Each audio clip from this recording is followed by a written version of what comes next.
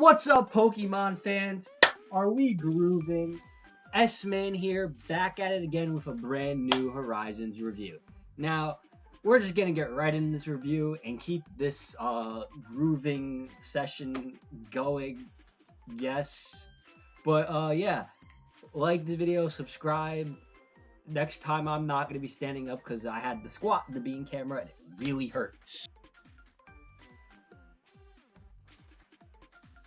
So yeah, this episode is all about Nidothing. The episode starts off with Dot on a new Nidothing live stream where she's begging her fans to get little insight to the Rakua infested Pokemon, or even if they've seen any legendary Pokemon, meaning the hero Pokemon, basically.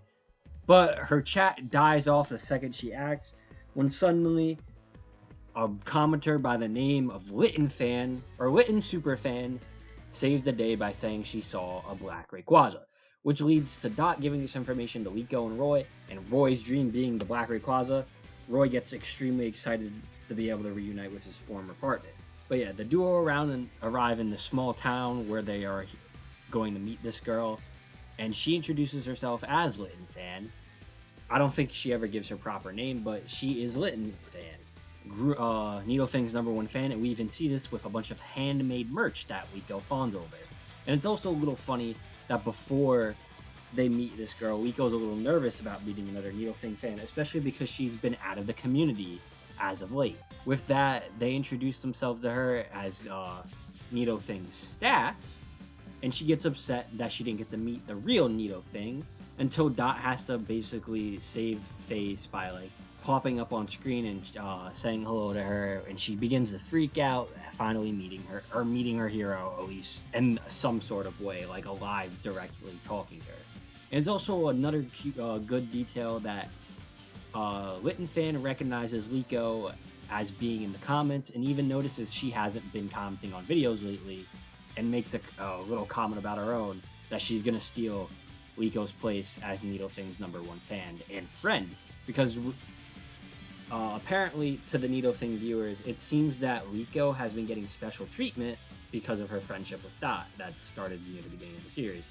And it makes sense because, we even saw that whole I collab with Iono to find Liko. It makes sense that, maybe some of the fans are catching on to their relationship. But yeah, they talk about the Black Rayquaza a little bit, where she actually asks why they're looking for it, and Roy reveals that it's his dream since they've been on the Rising Volt Tacklers, which makes her upset because the Rising Volt Tacklers aren't good people, and she then declares Liko to a battle and basically makes the deal that if she wins, Nidothing is no longer associated with them because she doesn't want Nidothing to get canceled.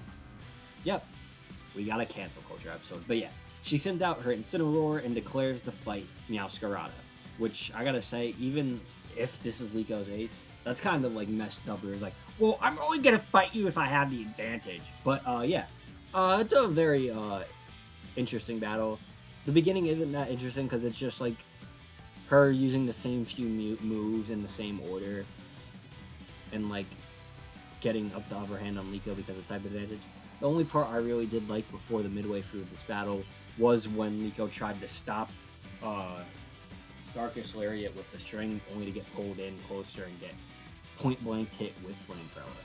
But Meowscarada isn't down yet. She gets back up, and with that, Liko realizes what Litten Fan's weakness is, and it's that she's very repetitive in her movements. So, reading her movements before, she can now get some good hits in. She targets the center of the Darkest Lariat. When Incineroar gets up close with a double kick, she pushes it back with Magical Leaf. And even, this is my favorite part of the battle, she distracts Incineroar with Flower Trick, and she and Litten Fan just destroys it again with Darkest Lariat like she did at the beginning of the battle. But Liko sends one towards Incineroar's belt, and has it sit there for when she unleashes Flamethrower, the Flower Bomb explodes to take out Incineroar. Well, it didn't really take it out, but she gets right back up for the battle to continue when suddenly Ult spawns in out of nowhere with a horde of Dodrio and Furo that he upset because he got lost and accidentally stumbled into their little resting grounds. So yeah, the Horde attacks the group with old Litten fan preparing to basically fight them off when Liko and Roy know they're not like they're just innocent Pokemon. Ult is the one who upset them, so let's just calm them down. And we get the whole power team of the Rising Volt attackers sent out and all their Pokemon. Liko has Protect on all the Pokemon, while Roy has pushes them all back with Flash Cannon.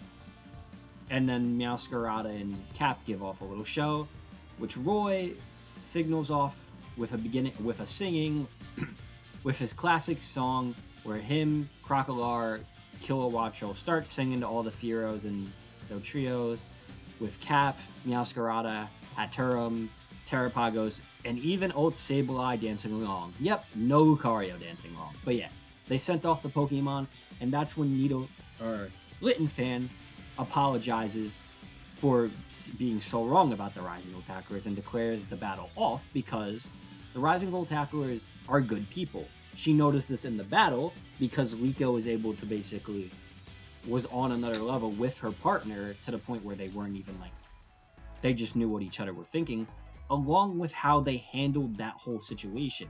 If they were truly bad people, they would have just destroyed the environment and destroyed the people, like the story Spinel was telling everyone. But yeah, with that, Ult then declares or gets annoyed and tells her to tell him where Black Rayquaza is, where she admits she lied in order to get to be friends with Nidothing, like Liko is, because she's jealous. Sprigatito fan has such a close bond with Nidothing, but that's when Nidothing declares that she likes all of her fans, blah blah blah, end the story. Liko and Litten fan become friends, and she also becomes friends with Roy, and they head off. With also going off on his own, annoyed that he had to wait.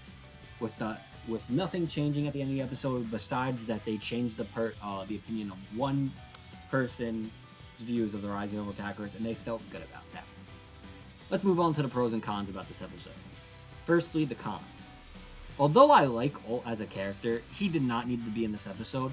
All he did was just interrupt the battle with his stupid Dugtrio and Fearow little plot, and then he just dips. Like, what was the purpose of him showing up? Like, it didn't do anything towards the plot. It just was kind of annoying that because it just interrupted the whole conflict of the episode, introduced a new conflict that gets resolved in like 3 minutes, and then goes back to the other conflict.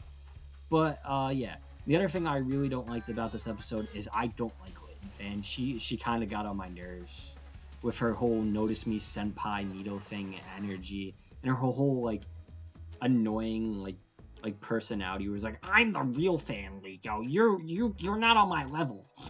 And then just for her to be like, well, I'm jealous of you, and I actually like copied a lot about you because of how special you are to the Nidothing community. Yeah, I don't like her. And I think her two baby Littens are they're little rascals. Like, ugh. The only thing likable about her is the Incineroar, but she even says herself she's not a good battler, an Incineroar, or a good trainer at all, and she just got lucky with Incineroar's trap. But yeah, moving on to the pros. The only really pros of this episode are Liko and Roy. Roy doesn't do much, but the whole Fearow situation, I loved Roy throughout it, and I loved Roy's little attitude towards Ult, where Ult's like jokingly explaining, oh yeah, I kind of just like bothered these wild Pokemon, and Roy just gets hella annoyed.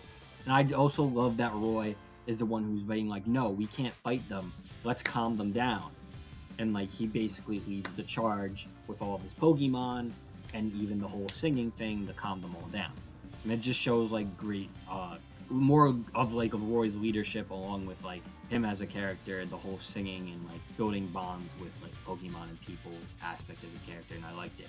Now for Liko, I liked the battle. It was a really good battle, and I liked her development of her feeling bad about like basically, or I like the little acknowledgement that she feels kind of bad to how she treated Dot and Nidothing during the 1 year time skip with, and I feel like this episode is like a good redemption for, or in her eyes at least, is a good like redemption to that, because she was able to basically prove herself to the newer generation of fans about how she's still such a good fan and still supports Nidothing, even though they are like best friends. And the whole battle was really good. Although she didn't win, it's a win in my eyes because she did overpower, or she basically outplayed a Pokemon that's stronger than her, or had the type advantage against her Pokemon. So let's just say Liko won that, and I loved her basically picking apart Litten fan strategy. That's all I really got to say about this episode. It was kind of like boring. Nothing really changed beginning and the end. All it really did was just give us another little fun episode with our characters. But I won't be upset if we never see this girl again. I kind of hated her, and I hope we don't see her again. But seeing it as like the impact of this episode, we probably will, and that upsets me. But yeah, that's all I really got to say about this episode. I hope you guys like, subscribe, leave a comment, and enjoyed this video. And I'll just give this episode, I'll just say it's like 5 out of 10. It's not the worst Horizon episode, but like, I was really bored throughout it. I kind of like stopped watching once or twice and started scrolling through Twitter to look at like Avengers Doomsday news. But yeah, that's all I really gotta say. S-Man, signing off.